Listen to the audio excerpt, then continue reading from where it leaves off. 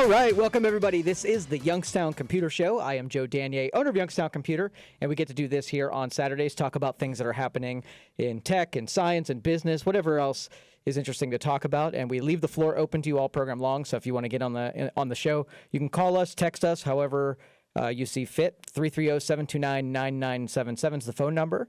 Again, 330-729-9977. Or you can text me all program long at 333-1570. And both of those numbers are posted on the stream. So if you're joining us via YouTube or Facebook or any other places you can find us, those numbers are scrolling across the top. And there's a chat window, so that if you want to interact with me by replying to any of the streams, those will kind of accumulate over there. It's a little small for me to see, so you might see me squinting, but it's there. So 330-729-9977 or text me at 333-1570. Okay, right off the get-go here, let me give you some updates about sort of the stuff that's happened this week. This was cool. We had a junior achievement competition. Every year we volunteer to help junior achievement out. It's called the Titan Challenge. And what they do is they take some business, economics, some really smart kids, and they send them on a bus over to Youngstown State University, and they compete in a business challenge where they pick several different industries. They put several teams in a room, and then they try to formulate a business that outdoes everyone else in that room. And over I want to say 4 or 5 years we've been doing it. The groups of kids have always been super amazing. And this last set, the conversation was really good. See, what I do is I feel like I sort of learn from them more than they learn from me.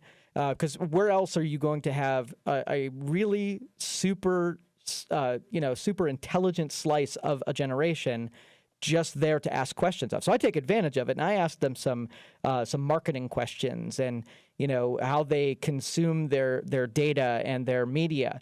And so I ask them challenging questions. I say, hey, you guys are the unicorns of the marketing industry. So hard to get you because you've spent a lot of your time trying not to be reached.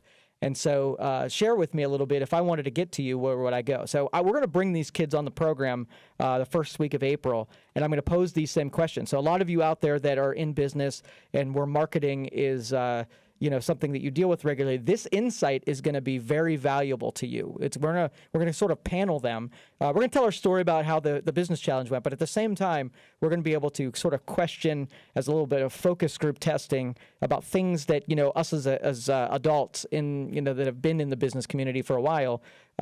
We miss the mark because we've experienced it, and they're just beginning to experience it. So it's what they pay attention to, what's important to them, what they focus on. It's not like, we kind of put our adult brain on when we put our marketing together, attracting a certain thing. And the millennial generation and back, we just have this great misunderstanding for. So I will let everybody know on social media when that show is going to be. So all of you who are interested make sure that you join us for that one. We're going to have them live in the studio, and we're going to be able to bounce questions off of them. So really cool thing. I love our university, and I love our education system. But I'll tell you this: we did a lot of sort of introspective conversations over the last couple of weeks about what smart is, and we use that a lot because the purpose of this show is to have you as the audience out there be able to pick up things that you didn't know pretty much every show. So my challenge is to share one thing every show, at least one thing. Everybody who listens, you got to get one thing better every time you listen to this program, and that's then I'm doing my job.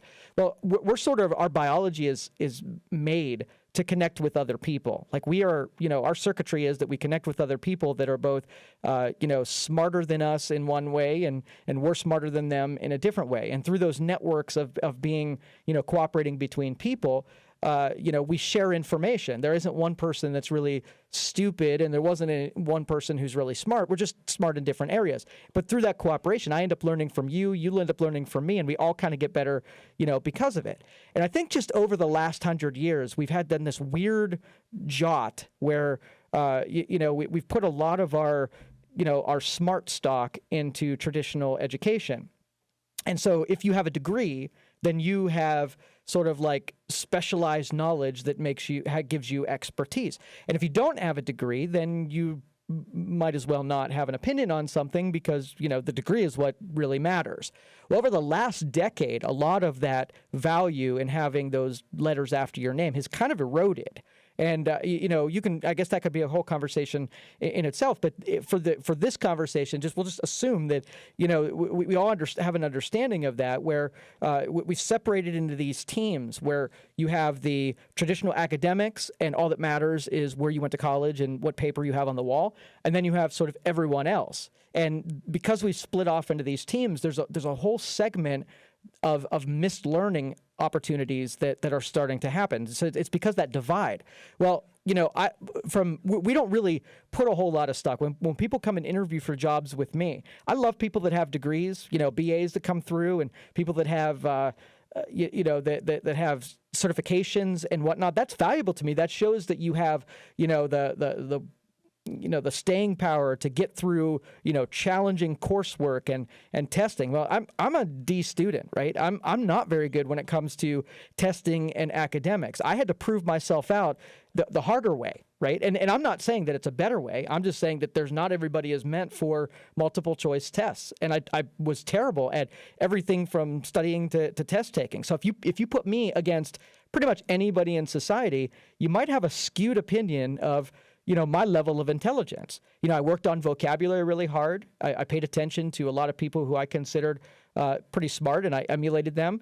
And I took the long route around.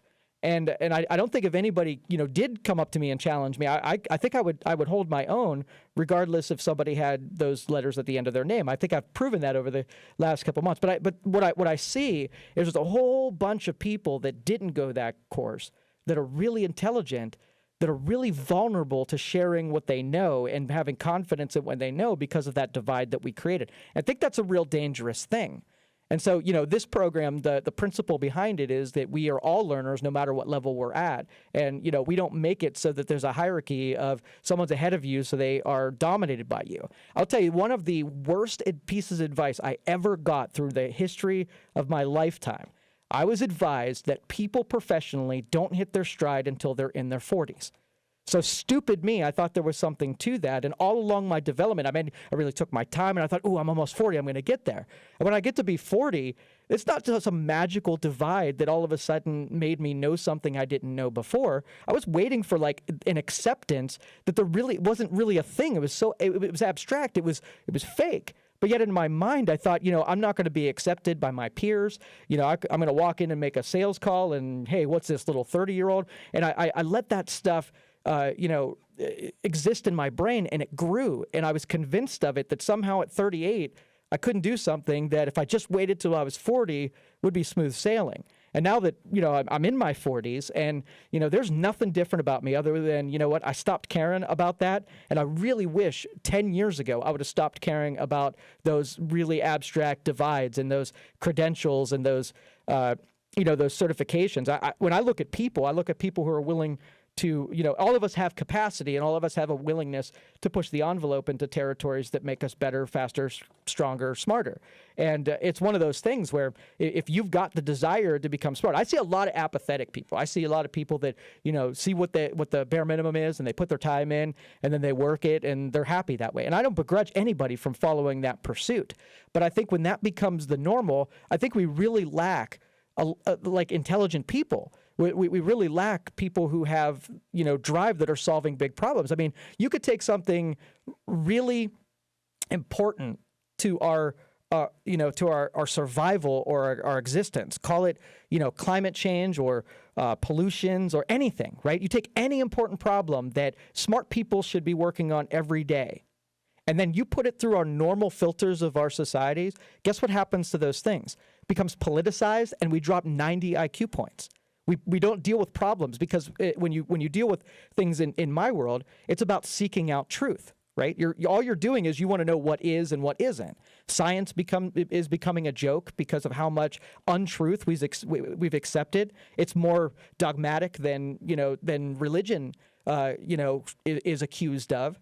And so you have this, we're going to not be able to, we're not going to be able to solve the most simple problems because, however, we're setting ourselves up and putting these lines of an inferiority where we just do not have the ability to cooperate. So let's just say I did jump on the bandwagon where I think, yeah, let's lower the emissions, right? So everybody believes that. Nobody thinks we should be dumping plastic into the water. Nobody thinks we should be pumping any extra carbon into the atmosphere. None of all of these other things are some, nobody's sign saying I'm pro-pollution. Nobody wants that, right? But the minute that you bring that out into regular conversation, which is regular people, it gets polarized super quick because we just have we're unable to have an opinion that is what am I going to do, right? What am I going to bring to the part of the solution? It's what I think everybody else should be doing is being part of the solution. And that's where our judgment goes, where we want to dictate the motivations and the actions of other people. And again, that's where we get on our teams. It becomes politicized, and then we can't get anything done because of that awful, inferior, state of mind. And so I really do believe that we need to set up like a trajectory where our common goal is to make everybody smarter and better, right? Not be right. I want us all to pursue the truth, and the truth is something you don't want to hear. It doesn't matter. The truth is the truth. And I think that if we can just get so that everybody recognizes what a truth is, let's make it the most like distilled version of what truth is. Not the science version of what truth is. What's provable and we know, and it's a principle, and it's never doubled back on, right? And so if we're seeking truth, and then we're all working on common goals, we can put some of these bigger things in front of us. But the first thing is we got to create a bunch of smarter people who are not going to be vulnerable to their opinion, where everybody wants to know if somebody brings something they didn't know to the table, versus go ahead and take a new opinion to a conversation and see what happens in 30 seconds. It gets shot down because there are acolytes, these people that these big problems, sort of they're religious in the sense that they have these constituents who are followers of the doctrine. And so if you bring new information to it, it's not like, oh, you know what? Let's look about bloodletting, and maybe bloodletting isn't the best way to cure or to treat this disease or this illness, right? Somebody brings it new. If someone brings something new to the table, and that's what ends up happening. So I don't want to this get into an awful big rant, but I am very pro. Let's make the definition of smart people are people in the pursuit of truth. That is what I want us to create a bunch of. A lot of people who don't accept status quo. We challenge what is out there, and not being right. Being right is not the challenge. So the academics want papers and recognition, and they want to be cited, and they want to have books, right? That's the track of academics. I just want truth seekers, people who want to know what the truth is, and if what you know to be the truth is wrong, then you take the truth that somebody handed you, and you now accept it as your own, as part of becoming smarter as an overall society. Because I think when you create a bunch of smart people, then you have more people working on problems naturally, because that's what smart people do. They want to know if they're right about something. So if you hold something like, I really think that time is an illusion, right? I didn't say that time is an illusion. I said, I think that time is an illusion. If somebody comes along and proves me that time is not an illusion and it's an actual linear thing that, that exists, then hey, cool. I'm not going to stand on what I think is going to happen and make it so that it's more true than it actually is. And I think that's where we kind of go wrong. But anyway, that's creating smart people is what our track is going to be. And I hope that during this show and over the years, that's what we've been able to do, and we're going to keep on trucking along. So lots to talk about today, and thank you for listening to that quick little rant. If you want to get on the line, 330-729-9977. You want to text me, 333-157. And yes, this is a computer show, but we do talk about tech and sciences and whatnot, so feel free. You're listening to the Youngstown Computer Show on 570 WKBN. We'll be right back.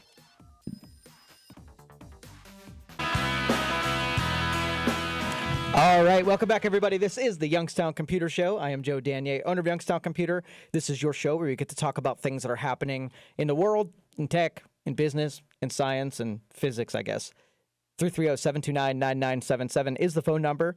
I will tell you, we have a road trip coming up next week where I'm going to take the Tesla electric vehicle to New York. So we're going to go further than the capacity of the battery will take us, and part of this whole psychological range anxiety is going to be tested and see if someone who travels via electric vehicle can make their way. Lots of gas stations along the way when you're traveling the country, but these charging places to charge your vehicle are spaced appropriately, but have to be maneuvered. Like when you stop at a gas station, every exit there's going to be a gas station, right? When you need to charge your electric car, there's only certain ones. I'm going across Pennsylvania, and there's going across the turnpike, and there's really two published supercharging stations as you go across Pennsylvania. So let's just say that I think there's 150 miles between each one. My capacity in my vehicle's 260 miles, so it should be plenty. But what happens if, you get to a charging station and it's, doesn't have power or something like that. So there's a lot of things. This will be a first for us, where we took a road trip where there wasn't any chargers and we had to get there and back without having any chargers. This one we're going to be forced to do supercharging and see how that goes. And so any of you, I bought a Tesla in January. And we've been messing with it and really putting it through its paces, and it's been very experimental. Overall, every day somebody asks me, do I like it? Would I still be doing it? Is it something that if I pulled the trigger again, I would pull it again? And I say, absolutely. I mean, there's nothing about this transaction that has been a bad decision. Everything from, the cost of fuel, when you consider I was spending, maybe close to $40 every 3 days. And now I'm spending about $1 a night, so about $5. I mean, just in the fuel expense alone is pretty amazing. But every way that it's been tested out, the performance has been great. In the snow's been great. The capacity from day-to-day stuff. You go out to your car, and every stinking day you have a full charge, like a full fuel tank. So you don't have to stop at gas stations. I mean, the time savings when you consider that. I mean, it really overall is a really wickedly good decision. To have done, but this will be sort of the final one where we have I have a choice. I have a gas vehicle and I have an electric vehicle, and the gas vehicle will get me almost there on a full tank without having to stop at anyone. Then I could take that one and have zero range anxiety, or I can push the limits and try this one with the electric vehicle. And we've opted to take the Tesla on a little road trip. So in the coming weeks, I won't be here next week, but I'll be sure that on the following week to share the result of that trip and how it went. So I have no hesitation, really. I think it's going to be just fine. The stops are a little longer than I like. You got to wait like a half hour for the thing to charge, which when I go to a fuel stop, I'm like NASCAR. I'm trying to get through that fuel stop in about 6 minutes, but I think it's a big failure.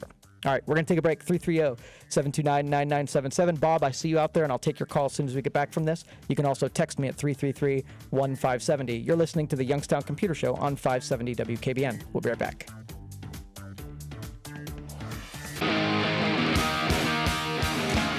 All right, welcome back, everybody. This is the Youngstown Computer Show. I am Joe Danier, owner of Youngstown Computer, and this is what we get to do here on Saturdays, talk about things that are happening in the tech world, get to interact with you guys, ask questions of you, you ask questions of me, and we all try to learn something just about every week. So let's go right to the phones, 330-729-9977. Let's go to Bob.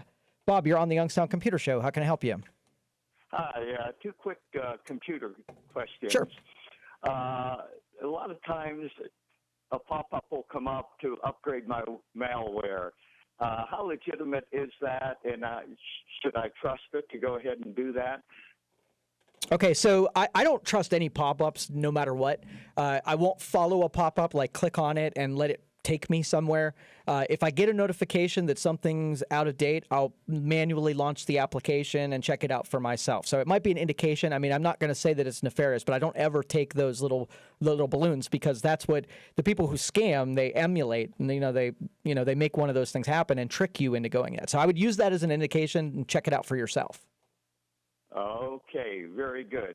So I'll X that out. My second one is when I go to this PC screen, there's a bar there that says Recovery D. What's that all about, the recovery? Okay, so do you know how computer systems used to ship with like CDs that you put in there to reload your system? Okay. now they really don't. They build the recovery software on a portion of the hard drive. And so if you were to ever refresh your computer, reload it, I think it's sometimes you hold an F key down and it reloads it. That's where it draws its information from. So the operating system and the programs that shipped with it is all stored on that little recovery partition.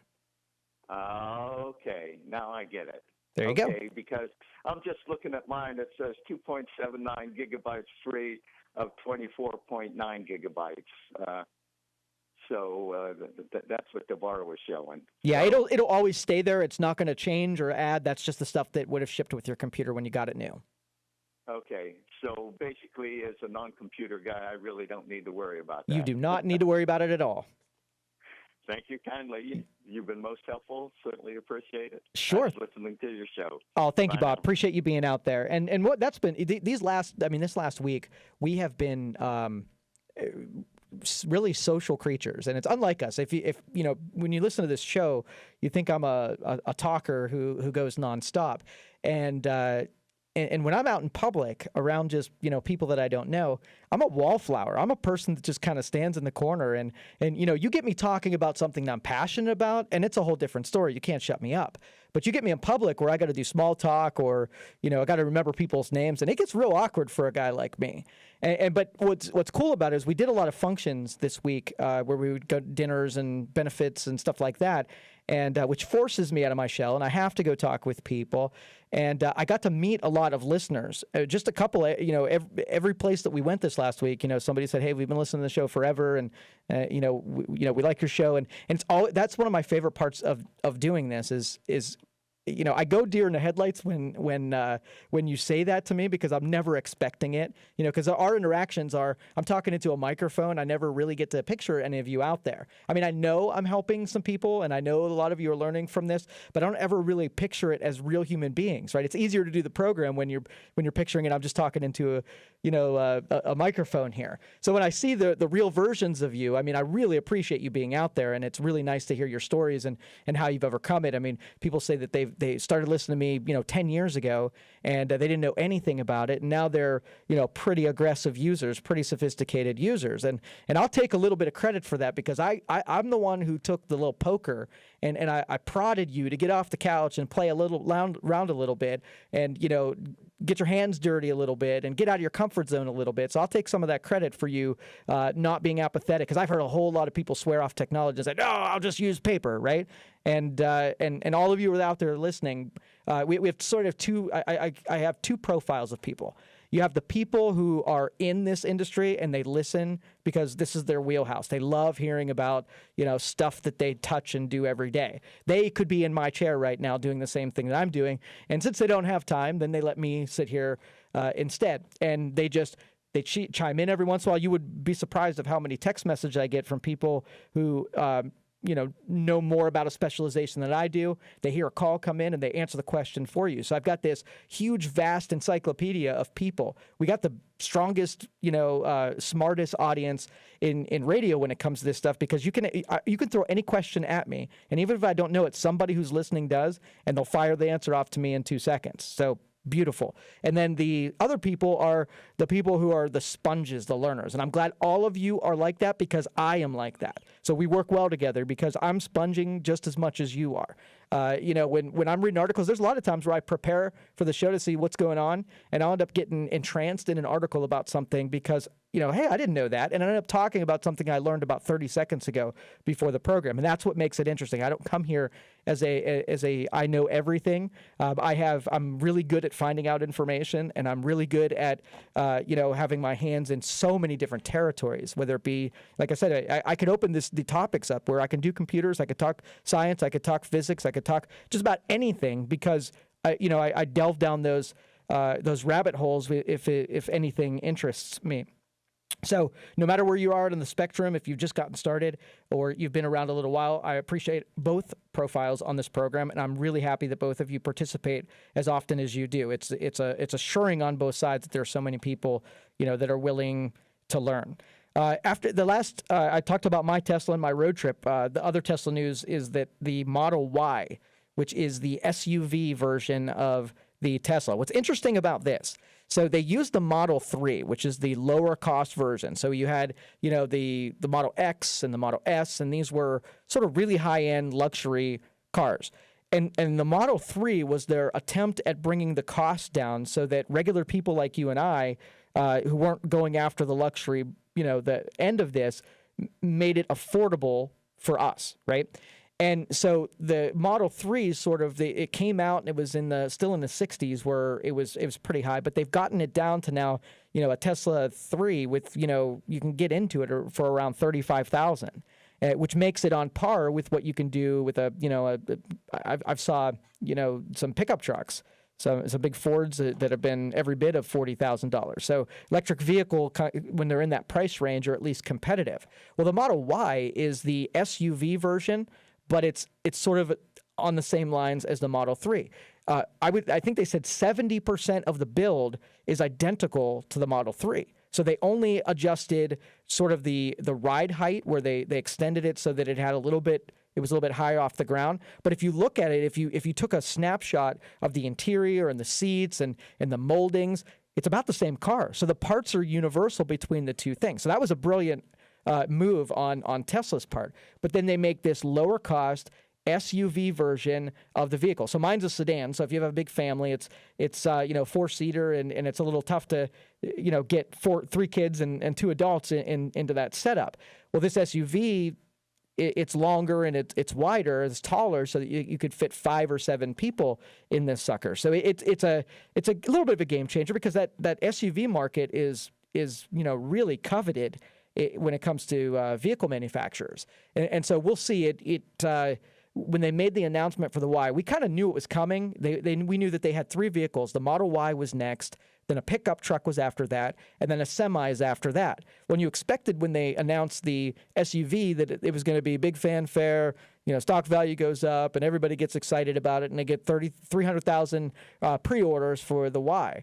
And I'm kind of looking around, and it was kind of floppy, and it didn't make as big a splash as I thought it would. So I don't know if some of the juju is gone from the from the Elon Musk. I don't even know what to call it. He had lots of momentum, and people really hung on every word that he had. And after he got in trouble the last couple of times, it seems like he's trailed off and been a little bit reserved about what he says publicly. And so maybe a lot of that shine has worn off. You never know. So anyway, the Y is coming out next on the Tesla brand, and we've been eyeballing in our area. I mean, we are a car manufacturing town. We've had Lordstown out here forever, and so we have the work ethic in this area, and the tooling, and the support, and the transportation, and the power needs. We have all of this stuff that makes us a huge target, a prime target for an auto manufacturer who is looking to expand their operations in the United States. This would be a prime place to bring your operation. So we were eyeballing Tesla as one of those, nod, wink, wink, come into town for us.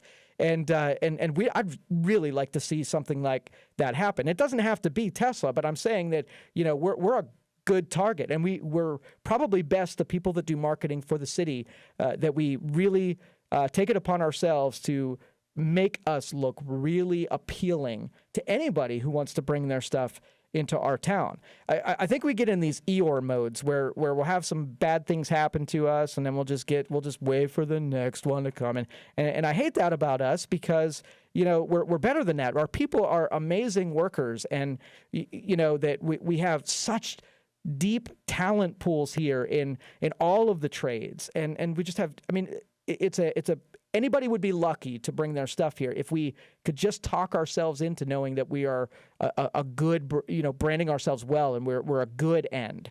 And so I think it's time that we reinforce the Eeyores of the world to really cut it out and let's put ourselves up on a pedestal that we belong to, where we belong, so that we appear very confident and attractive to would-be suitors that want to bring their products into our city. And I'm all in. Whatever it takes, whatever you guys need from me, you need me to say something publicly, you need me to put pressure on, whatever you need to do, call on me, and I will, I'll definitely be a stand-in, whatever they need. So I hope our politicians do that. I hope everybody puts all their effort onto bringing something, because I don't really necessarily, Lordstown was a bad thing that, it hurts us a little bit, but that doesn't kill us. what kills us is we hang on to it as something that we can't recover from. We're so good. We can recover from this. We could bring something in quick. We're not the fat girl at the dance. Trust me.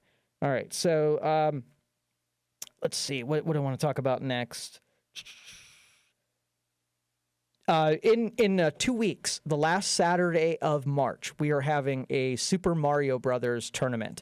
And now I've been putting this thing together, and I've had lots of discussions on Facebook with people who like the game and are interested in it. And they're not all just older people. I mean, we have some 20-year-olds that take an interest in playing this game. Now, the way that I'm holding the tournament, I have this thing opened for about 50 participants. But when I started structuring out how long each one of the rounds are going to take, I think I might make this first one, funnel it down a little bit, and maybe restrict it to 20-some participants. It's double elimination, and we have the ability to run 4 competitions at a time. So if you take 10-minute competitions and you multiply that by the rounds, that's a lot of time spent getting this thing underway. So we've got some registered people out there. I think we got 5 slots. We got 5 slots up there already reserved. So if you're interested in playing this Mario tournament, go ahead and get signed up. I will have to cut it off before we fill out all 100 of them, because I'm not going to make a morning to night tournament that would be just too hard for our first one. So get registered. You can go over to Eventbrite and look for Super Mario Tournament, or you can go to Facebook and look at the Youngstown Computer LLC Facebook page, and the event is published there. So get registered. You can buy your tickets. It's $8 to enter, and the payout for the winner is $100. So I hope everyone that's interested in doing it. Basically, this is how we term this out. It's a 10-minute challenge. So you got 4 players that go for 10 minutes, and each one of those 4 players, they're coupled. So it's head versus, you're going head to head with one of the other players, and it's the winner on basis of after 10 minutes. The first round is points plus extra lives plus coins, and then the second round is a little less of the points and more about the coins and extra lives, and the final round is almost nothing for points and just extra lives. So the strategies shift during this tournament, where the first one is just getting as much on the scoreboard as you can, and then once points disappear, then you have to, the people who kind of know where everything is at on the boards are going to have the strict advantage later on to be able to rack up coins / extra lives. So head over there and look for Super Mario Brothers Tournament on Eventbrite. And also on Facebook, you can go to the Youngstown Computer LLC Facebook page and then look up the event and get registered over there. All right, 330-729-9977. You can also text me at 333-1570, and I'll read those on the air as we go. We had a question earlier about some malware protection, and I just want to, we bring this up on a regular basis because most of you sort of lean on us to find out what the right thing to do. And when every year around this time, we look at the reviews on products that we recommend that kind of keep you safe from what's likely for you to encounter. And so, pretty much our major plan with fighting infections and malware and encryption viruses and whatnot is to explain how these things come into your computer, and then what sort of things, what strategies and programs that you should use to counter them. And 9 out of 10 infections that we saw over the last 6 months have been malware. Okay, malware is basically something, it's not technically a virus. Malware mostly operates on sort of a psychological thing, like trickery, applications that sort of hijack legitimate applications and sort of use, that kind of trickery to get you to do something, give up a password, let it use your email account, and so on and so forth. And so malware protection was really important. We took, Malwarebytes was a free application that you can download right from, I think it's malwarebytes.org. It doesn't run as a product that's constantly running in the background. You have to scan like every day, manually scan it. They have a paid product for like $40 that will operate more like a virus protection.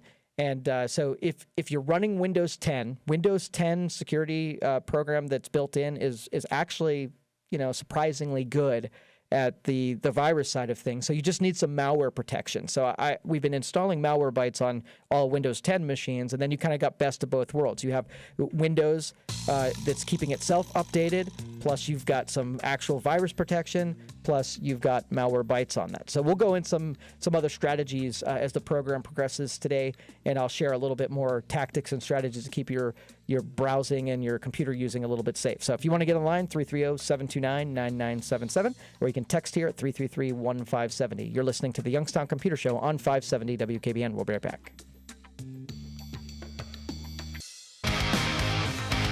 All right, welcome back, everybody. This is the Youngstown Computer Show. I am Joe Danier, owner of Youngstown Computer, and we're talking about things in tech. I was kind of going over some of the strategy tactics that you use to sort of insulate yourself from the people who are trying to come after you. I mean, you got to think state of mind here when it comes to these people who do this. The first question you ask is why? What the heck would you have in making things ridiculously more expensive than they have to be, and just a pain in the butt?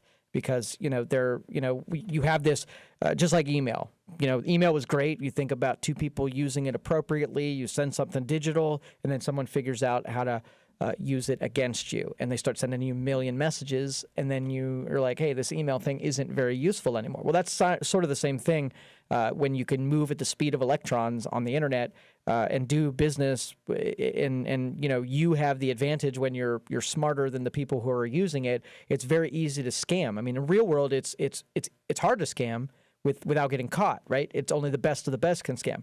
Well, when on the internet, you don't have to be all that graceful in order to pull something off. If you're smart, you can create a persona of gracefulness and have your persona scam people and whatnot. So you have anonymity plus really smart kids. I remember myself.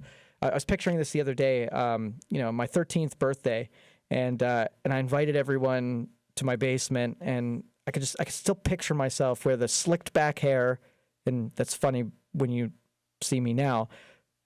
And I had my white turtleneck on and my black cardigan, so I was dressed to impress on my 13th birthday. And I got bored at my own birthday party, and I ended up playing around on my Commodore 64. I was writing some programs. I did a lot of text-based programming, but I was starting to get into sort of graphics. And I was working with sprites, and sprites are just in that realm. It was a way of integrating expressive visuals with text going on in the background. So I kind of bailed on my own birthday party and did programming. I was playing around. I was showing off a little bit too with the people who were there. So you got to picture these socially awkward people who would rather be on a computer than talking to people, but they immerse themselves in the world where they get really, really good at it because what else do they got going on? And they get this confidence about the digital world. So the why behind all of these scammers and schemers is because they can, and that is their expression, and that is their job, the way that they make money and the way that they have confidence and the way that they can brag about things because they know stuff that you don't know. So they're going to scam you because there's a whole underground of ways where you can scheme and scam people directly, just like regular scammers where they're pickpocketing you, trying to get physical money from you directly. Some of them are trying to get information from you that they can sell to another person. Some of it are just for bragging rights, where they want to torment you so they could tell somebody else that they were the worst bad bud on the planet and they owned you or they pwned you, right? And so those are the reasons why. But they have how it works is they sort of open source share strategy with one another. So they have these very they have these tactics like spear phishing and phishing, and they implement the way that they are best getting results, and they take maybe 1 million people and they get 200 of you to scam them out of $100. Well, that's a lot of money when it comes to a 15-year-old kid who's in the middle of Russia and really doesn't have much of anything. I mean, nothing stops that from happening. He can, so he does. And so I will continue talking about this. Is kind of fun, kind of delving in to the why behind this and some of the strategies. So when we come back, we'll talk some more. 330-729-9977. You can also text me at 333-1570. You're listening to the Youngstown Computer Show on 570 WKBN. We'll be right back.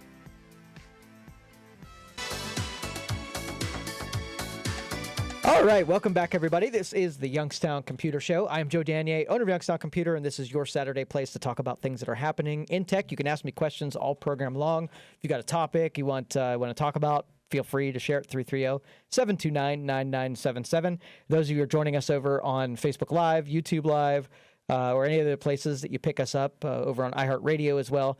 On the stream, we have the phone numbers published there. They're scrolling along the top. You can pay attention and watch the program along with listening to it. So tons of ways to connect with our program here. You can, if you text me this, I'll be checking those text messages all program long. So feel free to make an offering that way as well. I was reading an article, and I know we were talking about malware infections and whatnot, but this is kind of interesting. It kind of tags on the Tesla thing that in, believe it's France. Yeah, France, at their airports, they're messing with robot valets that are parking cars. So they kind of picture those pump jacks that they use at grocery stores to move pallets around. A thing kind of rolls up to your car, and then it sort of does what a tow truck does. It lifts up the drive wheels on whatever your car is, and then sort of like tows your car to a space. And these little robots go around the parking lot and be able to stow your car away, so a human being doesn't have to get behind it. These things, shuttle your car around. So that's really interesting. The Tesla, one of the full driving features that they suggest is going to be part of future developments in 2020 and 2021 are the summon program, where if you open your Tesla right now, there's a little summon application where it's in beta and you can turn it on. And what that allows you to do, without having a person situated behind the driver's seat, you can move your vehicle and park it, move it up and back. So let's just say there's a tight spot, you can't get in, you pop your app open, and you can hit reverse. It'll pull your car out so that you can get in. You can move your vehicle frontwards and back and make a turn and pull in tight spots and whatnot. So it has like an auto park feature. Now, when it's done, the summon feature is supposed to come to you. All right. So what you could do is, it's sort of like if you're at, you're downtown and your car's at home and you need picked up, you hit summon and your car leaves your garage and it drives to you. It follows your pathway to your house or to downtown and picks you up. Like you are your own Uber, right? And that's pretty amazing. You can think of the 1,000 different ways that you could use that, especially, when it's raining and you want to go park your car, car could go park itself. So that's very interesting. But that's in France that they're working with these little robots. You could see in there's a billion different ways that we're going to use robotics and automation and artificial intelligence and algorithms to make our lives better, make our lives easier. We're going to infuse technology, through everything from everything you've seen up to this point are already being developed with proper regulation to be. I mean, you got to think about it. Like Tesla probably already has the technology to make this stuff happen, but it's probably really hard to get it regulated before it's been trusted. I mean, you read just about every month that somebody turns autopilot on in their Tesla. Now, autopilot is basically you turn it on, and it'll keep you between the lines at a constant speed, and it will react to other drivers, so that if you're in a lane and the car in front of you is slowing down and you're not really paying attention, the sensors will slow you down so that you're following at a pace with the car that's in front of you. And I use it everywhere that I go, and it works really, really well. It'll change lanes for you. It will, you set your cruise control, and it's really good at sort of being, as we become more distracted drivers, it becomes better at kind of watching out for us. It's a little bit dangerous though. Sometimes you get in a mode where autopilot is on, and and the next time you get on, and you put just cruise control on. In both cases, you have to keep your hand on the wheel. But when autopilot's not on, you're sort of waiting for the car to make the corrections for you, and you're less inclined to do those corrections. So it's almost like I realize every once in a while that I'm not an autopilot when I'm like, oh, I strayed a little bit out of there because I didn't realize I wasn't in. But like I said, so the technology to come get you is probably there, but it's probably slowed down a little bit because regulators are going to really take a keen eye on it to make sure that it's being done safely. In the newspaper, you read about some stupid dude who, falls asleep with autopilot on, and somebody catches it on film. Well, I'll tell you, what they do is they make it so that you have to put pressure, moved pressure. You can't just put sustained pressure on the steering wheel. It has to be moved pressure. So if you put some weight on the steering wheel and it doesn't move for a little while, then it flashes at you and turns autopilot completely off. It doesn't let you get away with just dozing off or reading a book during it, as part of that mechanism that keeps us from doing dumb things. And so when these people are falling asleep, I don't really know how they're pulling it off, because if you're going to sleep, you're only going to sleep for about 45 seconds until autopilot kicks off, and if you're asleep, it's just going to let you glide off the road, and you'll be in a ditch somewhere. So. But that's the kind of stuff that's going to make regulators slow the process down to make sure that it has, because think about if every car on the road is on autopilot. I mean, math people love that prospect, right? Because what makes driving infuriating is when there's somebody who's doing a different thing. So if traffic is going X, somebody who's going minus slower than traffic gums everything up, and people are going way faster than traffic gum everything up. But what if we could just get everybody to stop driving and just let your car fall into a consistent speed with everybody around you, and the cars all talk to each other and keep each other in control and whatnot. That's a dream, because where it takes control. I mean, as a driver, I want to have control, but I don't want anybody else to have control, because I don't think people are very good drivers. I don't think they pay attention enough. I don't think they're skilled enough. I don't think they make good decisions. So when I'm driving along, I'm hoping that their cars are doing more of the driving than they are. Me, I can zoom around because I'm better than them, right? I'm a better driver than they are. Of course. But as we go on, that's going to become more and more thing that our technology are going to be our armor, where it's going to help us where we might not be as great as participating. Our armor is better at participating, so it makes us look a lot better than we really are. And then you see this rabbit hole, you see what happens when you're when you depend on GPS. You got a generation that knows what it is to get somewhere based on maps. You develop an entire skill set around finding navigation. And then you have GPS generation who has no idea some of the things that you could even come out of your mouth when it means charting a trip over a map. And you're thinking that they're at a huge disadvantage, but look around. Have they needed the stuff that's in your head? Do they need to know those terms? Probably not. But again, the fear is that when we lose these abilities, when we depend on technology, all of those 1984, fears become a little bit more crystallized in being a potential, and that in and of itself is scary. I mean, we're smart enough that, and we adapt. We're able to adapt well enough, and we've got smart enough people yet that I don't think we're at the point where we're going to jump over the ledge and, just follow everybody else off the ledge, like the sort of the sheep kind of analogy. But it scares the rest of us to know that, we are losing some of our survival skills. And once you got off that path where we are dependent on technology, that's the slippery slope start right there. And I hope they got enough rules and got enough stuff governing that. That's for sure. Okay, so back to the topic of malware. A couple of these strategies, and this you're going to want to do this about every year, because it's worth doing. The people who try to scam you, they change their strategies all the time. And so what doesn't work right now, they bail on, then they go after new and improved ways. It seems to me that the scams, the most prolific scams, are happening through email. So if they're coming to you, so picture it this way. I'm going to infect your computer with something, and I'm going to have access to be able to send an email as you. Okay, so if I could just use your email, that would be amazing, because then I could just author an email and I send it out through your computer and your email client and your internet provider, right? Then all I really have to do is just hijack you, and I can send email, out like crazy. Or if I can just get you to give me your password for email, then I can log in to my computer as if I were you, and then send email through my computer. And it might take you a little while to notice, that I'm doing that. And what I'm going to do is that while I have your computer, I'm going to send a replicate of the infection that you have to all the people that you know. I'm going to say, hey, Skylar, this is Bob, and we talk all the time, and I want you to look at this document. It's so funny. Just pop this sucker open. so that, oh, hey, I get, Skylar gets email from me all the time, and Skylar pops open the email and doesn't do anything, and now that person is now using Skylar's email to send email to other people. So you can see how this kind of propagates, and they're using these email addresses to get access to other people's email addresses. And they could scam or spam or all kinds of stuff.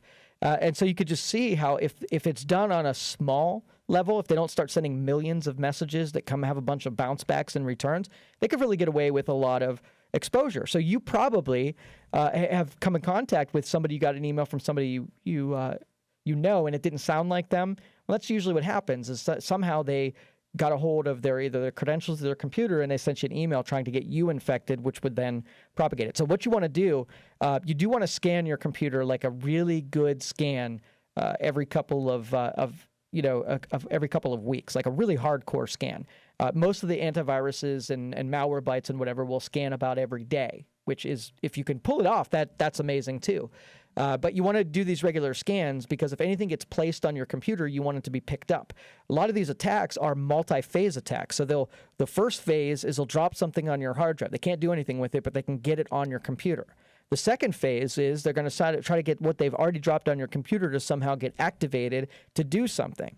All right. So if you're able to get rid of the drop at first, the first level, then the second level is not even possible, because they need both in order to do anything constructive on your machine, and you took that away from them because whatever they dropped on there, they can't get to. So a lot of times it'll happen if you have like something coming through your browser. There's an exploit somewhere, and they're able to get some stuff down to a temp directory, or where you would put cookies, or you just downloaded it and put it on your hard drive. That's usually enough, and then they can remotely execute that maybe at a different time. So cleaning up your hard drive and dumping your temp files, and uninstalling programs that you don't recognize, clearing off your browser. This is an important one, because a lot of these things attach to your browser, and you can actually go in through the options and go to the add-ins and strip those things off of there. I really, on a regular basis, I will reset the browser back to factory so that all attachments are dead. And that way I can put the ones that I want there. So if I've got stuff managing,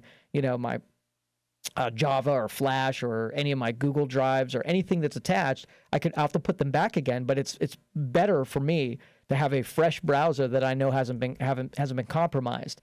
So I use Chrome as my primary, and I've been using Edge a little bit more. I'm still maybe 90% Chrome and 10% Edge. I'm still just tinkering with it. It's not my favorite. Still, Chrome's my go-to. It uses a lot of system resources, but it's been pretty easy for me to navigate and to keep clean and to maintain and manage. On that, I'll use a couple of attachments. I use Advanced Pop-Up Blocker, and I use LastPass to manage my passwords. And those are the only two attachments I really let back on there. LastPass, so that I don't have to remember any of my passwords, and Advanced Pop-Up Blocker, so that I don't get like Weather Channel. It speeds up browsing because it blocks a lot of those. It blocks a lot of those things that would bog down the browser. So get a good antivirus / malware. If you're running Windows 10, you want to have just something to do malware and let Windows do the virus part. If you're running Windows 7, you want to get something like, we like ESET for our antivirus. And so Nod32 is one of my favorite. And then keeping both browsers or both operating systems as updated as you can possibly get. Maybe get a routine where, every week you make sure that it's fully updated, all the way, because a lot of those vulnerabilities get patched every week when they find them. So you keeping updates, put your computer in a better place. It's less easy for them to take over and do that bad stuff with. All right, on the next segment after the break, we're going to talk about cutting the cable. We haven't talked about this in a couple weeks, and we've got some people who have been on that path for a couple months now, so we'll share some of their experiences they shared with me. You can call 330-729-9977, or you can text me at 333-1570. You're listening to the Youngstown Computer Show on 570 WKBN. We'll be right back. All right, welcome back, everybody. This is the Youngstown Computer Show. I don't know if you guys have done this yet, but a lot of the stores, because in competition with what Amazon and whatever that meal delivery services. I forget what that is. Anyway, everybody allows you now to either order stuff and have it shipped to you, or order stuff and then have it like ready as soon as you pull up. So the competition that was created by that whole Amazon movement means that shopping for people like me who really hate shopping makes it entirely more convenient. And so I was dabbling with Target does one of those takeaway, the curbside takeaway, and Giant Eagle also does the curbside takeaway. And I'm not a very I'm very deliberate and I'm very practiced and very routine kind of a guy. And so when I go around the supermarket, if you looked at what I buy from time to time, it's usually the same crap every single time. And so this is cool for me because whatever I bought last time, I'll just buy the same stuff again, and I have to walk around and even think about it a whole lot less. That worked for a couple weeks. I'm pretty regimented as far as the meals that I have and what I eat and so on and so forth. This week, I'm changing a little bit. Dr. Vitko does a show here on Sunday. Got to me a little bit about the vegetable diets and stuff like that. And I've done keto for years now, and I'm dabbling now with doing a whole week worth of eating no meat products. And so I got recommendations from everyone what their favorites were, because I really don't care. I don't eat all that much because I'm in keto to begin with, and I really don't care what I'm eating as long as it makes me so that I'm not hungry. But I got a bunch of these recommendations with very, very, very foreign foods, things that I have never eaten before. And so when I was picking out my groceries for this upcoming week, I was buying some stuff that I normally don't buy. And I was wondering, like, when people when they profile you, like when the CIA, FBI, all the people who kind of look at what you do and your behaviors, when you make a big change in your behaviors, I wonder if that puts you on some kind of watch list. Like right now, because I bought what I bought, if somehow somebody's now looking at my file thinking that now I went into, cross some red line and that I've been compromised. I don't know. I just wonder that sometimes. And even the stuff I have shipped to my house, sometimes I wonder if you looked at it, if you think, oh, what's this guy got going on? He orders some really weird stuff. And even saying on the radio that I order really weird stuff, maybe if that opens up a special jacket on myself. But anyway, so I'm buying some, beans and stuff that I never bought, and I'm going to attempt for the next 7 days to be completely meatless. And it's not really, I'm not advocating for that. This is, if you know me long enough, I'm an experimenter where if I've not done something before, I kind of do it to see what it's like and see what I can learn from it. And, if there's a hornet's nest, I will poke it and I will see what happens. And sometimes it works out really well, and sometimes it works out really sucky. And that's just part of the learning experience for me. So, hopefully we can tangle with Dr. Vitko, because he really doesn't like the keto diet because it's a lot of, animal fats and whatnot. And this, I don't know, maybe this gets me a little bit more in his favor. So, all right, when we come back from this break, we're going to talk about cutting the cable and what that is and where we've maneuvered over the last year to get all of these content, sports content, videos and whatnot. And I'll share some of that with you after this break. 330-729-9977, or you can text at 333-1570. You're listening to the Youngstown Computer Show on 570 WKBN. We'll be right back. All right, welcome back, everybody. This is the Youngstown Computer Show. I am Joe Danier, owner of Youngstown Computer. We get to talk about things that are happening in the tech world. I was just kind of looking at the Space Weather Prediction Center. We had a little bit of a solar storm scare on, I think it was for Thursday and Friday, when they noticed that there's, some eruption happens on the sun and it's facing the Earth. They start to brace themselves with extra electromagnetic energy that's, hurtling our way. And I don't know if I'm alone on this one, but that stuff fascinates me, that, just what's possible, what's capable, and what we have never really experienced. We see it. We see the aurora borealis. We know that there's a magnetosphere shoots down a lot of the radiation that heads our way, and we're protected. But there have been big solar storms that have overwhelmed what's there to protect us. And I forget what it's called. There was a Carrington event. That's what it was. So there's a big eruption, and it was 100 years ago, and there's so much energy in the atmosphere that the telegraph towers were sparking, and all of the energy was consolidating through anything metallic, and it had to have been an amazing thing. And the fears of everybody in my industry is if we ever had an event that had that much energy pulsing through the atmosphere, what it would do, what would fail, what would be overwhelmed. I mean, we already see that satellites are not protected from our atmosphere as much as we are on the ground.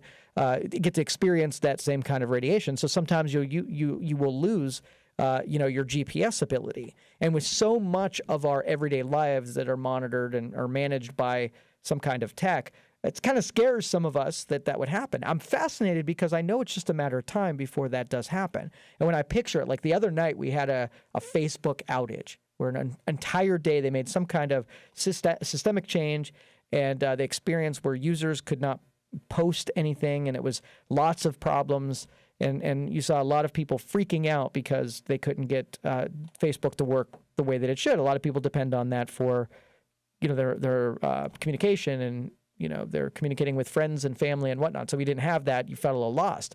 Well, multiply that by every system that you depend on, every banking system, every the electric grid, the internet, all of it. What would happen? We had another Carrington event, and then we just lose it for a period of time. How much infrastructure damage could we sustain, and how long would it take to be able to get it back? I mean, we have a windstorm, and 3 days later, there's some people without power, right? And that's really isolated, not everybody. What if you had an entire country where every capacitor, every, what are those things on the telephone pole, those big can-looking things? Well, anyway, what if those all blew out? And so electricity goes down all across the country. How long does it take for our, us to get things back and right? Because if you don't have power and you're not, already detached from the grid, you're kind of screwed until everybody comes back up, because even if you're up, you don't have your internet, you don't have telephone systems, you don't have cellular, you don't have all of that other stuff, and you're kind of screwed. So I'm fascinated with how we become prepared as it becomes more likely. When we have these little scare events where we have a solar storm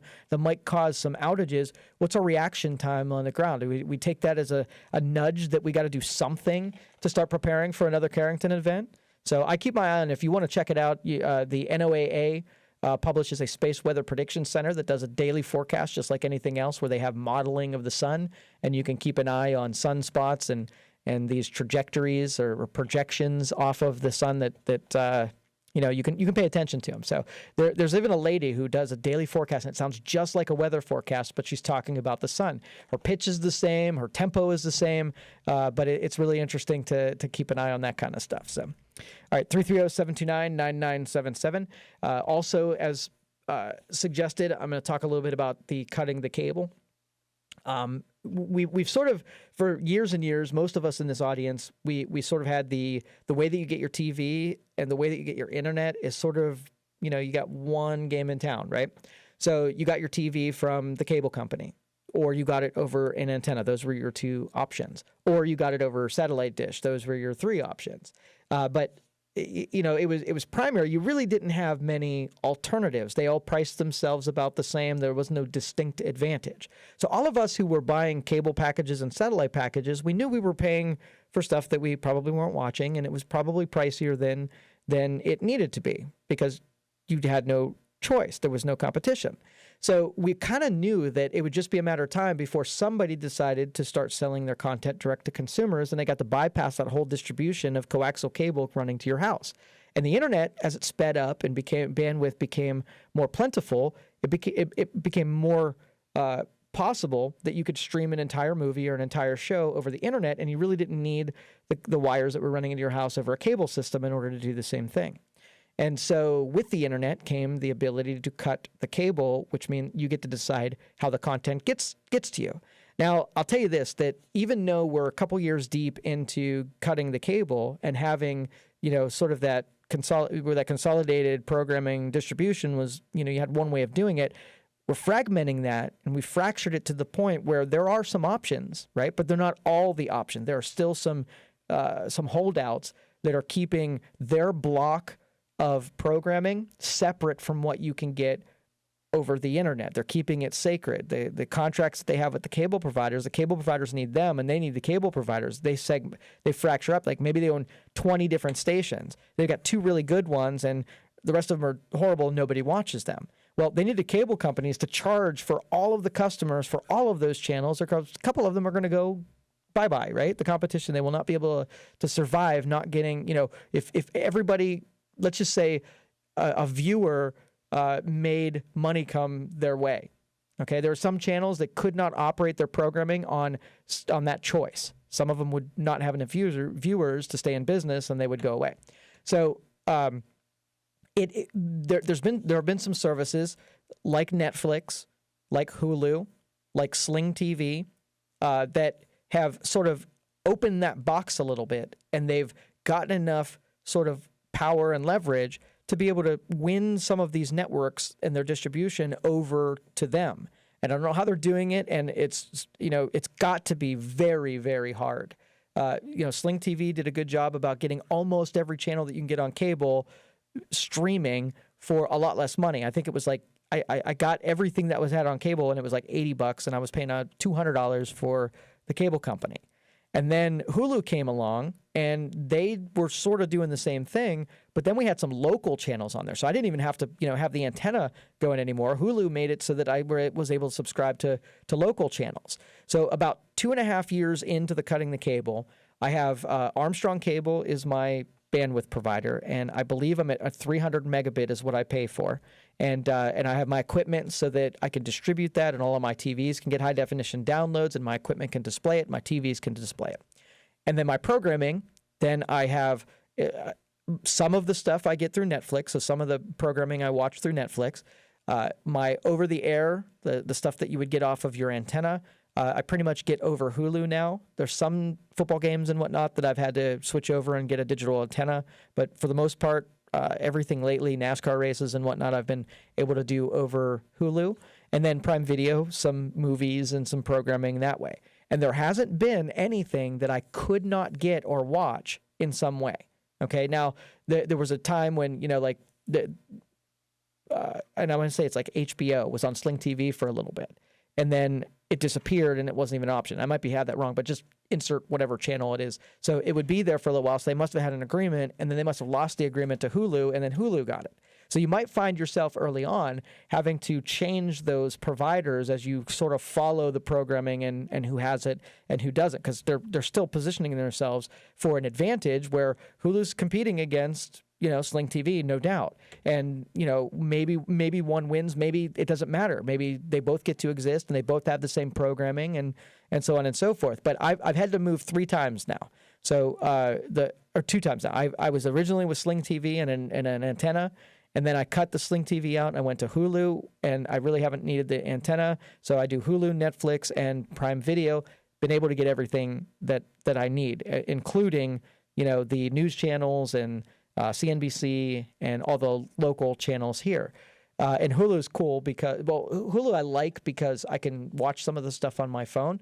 But when you're out of area, like when you're not at home in your own area, like we took an RV trip down to Florida. And when I got to somewhere, maybe Tennessee, I had an internet connection and I turned on Hulu to watch a program, and it gave me a warning that I'm not in my home area, and it would not give me, I think it was college football is what I was trying to watch, and it wouldn't let me have that channel. So when you then start traveling around, even though you can bring it up on the app, it's still, they're regulated by different markets and stuff like that. So there's got to be some iffy areas where it's not quite the same, but you got to compare it against, your home TV sitting at your home. You're not going to be traveling with that anyway. So it's still a comparable thing. It's just one of those extra features that you say, hey, it's mobile, and then sometimes it's not all that mobile. Where I know Sling TV, wherever I went, it just treated me like I was sitting at home. I could watch any program that I could. Now, one of the ways around it is if I would they sell this DVR where you can record commercials that's not really sitting on your equipment. It's all up on Hulu's side, and then you can watch the recording even if you're out of network. It doesn't care where you're at. So if you just record whatever you wanted to watch and then start watching the recording instead of the live feed, then I found that's a good way to get away with it. But a lot of times you'll have to space it out and wait a half hour, not really watch it live, watch about a half hour delay in order for that that to work, because I don't think it'll let you watch a DVR program while it's recording until so much time has passed or something like that. So it's totally possible, and we've met with some people who are on the same path. I don't watch a whole lot of TV, so maybe the 4 or 5 shows a week that I watch, when you divide that up by what cable used to cost, I mean, I was paying a ton of money per show, and I wasn't watching a whole lot. And I still don't watch a whole lot. I mean, I probably watch or listen to more music over some kind of streaming, either iHeart or YouTube, than I do actually watching physical shows. Most of the stuff is DVR, where I'll watch The Profit. That's one of my favorite business shows that I'll watch. My wife watches a couple Netflix series, and that's about it. I mean, we don't spend all that much time, and so maybe someone who spends more time would have a little bit more criticisms for buying your stuff. But I still feel, in the end, it will be like going to the buffet and you just pay for what you consume. You don't like that part of it, you don't have to buy that part of it, and let's let that competition slice off the stuff that we've been sort of subsidizing. Let those networks go away a little bit. But, pay attention, and we say that, but what about when only the really big outfits get to survive and the little tiny outfits never get to compete? I mean, that's something to consider. That consolidation is happening in a different direction, because now we're cutting those out. But those weren't really surviving in the first place, because nobody's watching those things, but all of us were paying for it. So, and again, that's it's something to consider and to think about. But I really think that in the end, it all decentralizes. We get to pay for what we consume, and I don't care if every show costs $2, right? Think about how much less you would pay if every show that you watch cost $2, just like songs. Songs were the same thing. It was a holdout where you had to buy the whole cassette, right? Because they were afraid that you had one good song and 8 really terrible, awful songs, but you had to buy the whole cassette. Then they gave you, the single, and the single thought it was going to kill the whole cassette, because you're just going to buy the song you like and screw the other songs that are, genius, that you're just missing out on. And same thing goes here, where it's, once that comes unfurled, which it is, that's the end. So you could buy the movies you want to watch, and you pay when you watch it. And I also I used to be a big movie buyer. I would have DVDs all over the place, $20 a pop. So every weekend we'd grab a movie. And now these rentals, when I did the math on it, for as many movies as I watch more than once, it really doesn't behoove me to buy the movie, because most of the ones I only watch one time. I mean, Hollywood's terrible anyway, but the couple that I do watch more than once, even if I rented them more than one time, when you average it out, as long as I'm not watching the same movie more than 4 times every time, it still works out in my benefit to cruise these kinds of media this way. So the rental, whenever something comes out new and you have the chance to buy it, I'll try to delay watching it until I can rent it, because at 1/4 of the cost to rent it, I'm way better off that way. So a lot of times, everybody, if you've seen a new movie, I probably haven't on purpose so that I could pay a little bit less for the movie. Because again, it's the quality of movies just haven't been there lately. And I know I'm getting older now, and maybe all of the good ideas have already been taken, but it's been pretty crappy lately. I don't know if you agree with me or not, but it's worth sharing. So long and short, anybody who follows this, it's still worthwhile doing. You do have, you have to, it's dependent, your streaming experience is going to be dependent on how much bandwidth you're going to be able to get from your provider. So if you're working on an old DSL line and you've got 4 gigs, do not cancel your cable internet. It's going to be a terrible experience for you, because you just don't have enough bandwidth to be able to supply the stream in quality to be able to enjoy it. So you're not going to like that move. But if you've got a nice solid internet connection, and I had to specify at the beginning of this, you have to have equipment that will support the good internet connection too.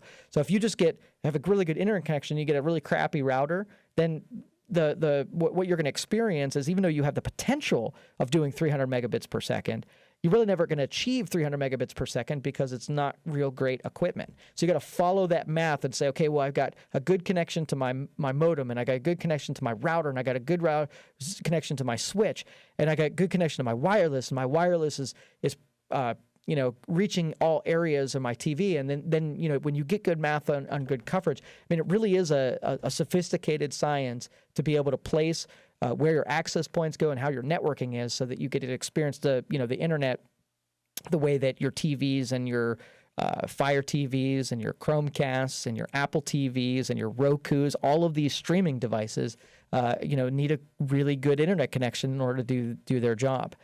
New TVs right now, they usually all have some kind of streaming hardware that's built in. But if they were, maybe 4 years or older, you still had the option to be able to go buy your own device, plug in an HDMI adapter, and be able to stream with whichever device that you choose. You're kind of stuck with whatever comes on your TV. I mean, that's a blessing, because it's being part of the TV. It's even better functioning. You don't have to switch out of it if it's part of the TV. But the good thing is that when you have an external device, you think you're going to get updates a little bit cleaner, and they're going to keep themselves patched and whatnot a little bit easier than firmware on the entire TV. All right, we're going to take a break. We can take some more of your calls, 330-729-9977. You are listening to the Youngstown Computer Show on 570 WKBN. We'll be right back. All right, welcome back, everybody. This is the Youngstown Computer Show. Question came in about an offline question. Came in about having a HD antenna, and if you just walked into the store and get one right now, pretty much what you want to do. I actually have one of my upstairs TVs. I have just a regular. It's basically looks like a placemat, and it's amplified. So you just want to make sure you get an amplified HD antenna, and you should probably expect to pay around $40 if you just walked in. Now, if you're in a valley or you're around a place where it's hard to receive anything, you might want to step it up. And there are bigger antennas. The Clearstream is what I played around with that got Pittsburgh and Cleveland. But if you just want to get local stations, get some kind of one of those flat digital antennas and make sure that it's amplified, and that should at least give you the local channels here in Youngstown and then some. I think I get about maybe 20 miles out on the one upstairs. I've got a call here, so let's go to Scott. Scott, you're on the Youngstown Computer Show. How can I help you? Hey, Joe. Thanks for taking my call. Sure. I try to listen as often as I can. I'm going a little off topic, but your cable kind of reminded me, because I'm getting ready to cut my cable as well. But I did find a couple things this week that you may have addressed before that's been a godsend. I do have a phone, internet, and cable through Armstrong as well. And I hate robocalls. I don't know if you've addressed a lot of robocalls recently. But Armstrong Cable for $250 a month has a robocall blocker where anyone that calls you has to press 8 to get through to you manually, and it's brought our robocalls to 0 this week. I just that's got it beautiful. last week, and we're at 0 robocalls for that. And I found a RoboKiller app on my phone that is $2.99 or $29 a year, and it has brought my spam calls to 0 on my phone. Intercepts all of them. What's the app called? What's that? What app are you using for the phone? RoboKiller. RoboKiller. Okay, I'll have to check that one out. It's $29 a year. It blocks the calls, and it's kind of fun too. You kind of mess with them because it actually picks up the phone and starts carrying on a conversation with these people. Oh, no kidding. But it doesn't get through, and it messes with them a bit, which I kind of love. Oh, you can beautiful. listen to them, talk to the messed up thing if they decide to talk to it. So just off topic, but it was kind of fun. I happened to find this week. I wanted to let you know about. Beautiful. Thanks, Scott. Appreciate it. Bye. All right, take care. These robocalls have been maddening. I mean, and they're really slimy because they're picking local exchanges to trick you into thinking that it's a local call. The app I use on my iPhone is a app called Nomo Robo, and it's the same thing it does with them. It has a database of sources for robocalls, and if you happen to pick one up, you can even publish them in the directory, and then it basically I don't even see the calls when they come through. It dumps them off completely, and I don't have to bother you. And that Armstrong, if it's $2 a month, that's amazing. I don't have a home phone, so I don't have to worry about the home phone ones. But if you do, that's amazing. Thanks for the call, Scott. We got a couple of messages. These text messages that we get, I love you guys out there who text message me, because sometimes they're funny, sometimes they're contributing, sometimes they're just razzing the host, which I love all three because they're enjoyable. This one says that Joe, we have people in government that are advocating that we be without electricity, and that was going along with what happens during the solar storm. And then the big question about your cord cutting, are you really paying any less? The answer is yes, for sure. When I was so my original bill was just under $300 for the internet and then the programming. I cut that down with Sling TV to $180, and then now with Netflix and Hulu, I'm paying $150. So $150 versus $300 definitely cut it down. All right, thanks everybody for joining us for this program today. We're going to be back in 2 weeks. Next week I'm going to be on the road, so I won't be here for the show. Anyway, have a good St. Patrick's Day. Enjoy yourself. You've now listened to the Youngstown Computer Show on 570 WKBN. Have a great one.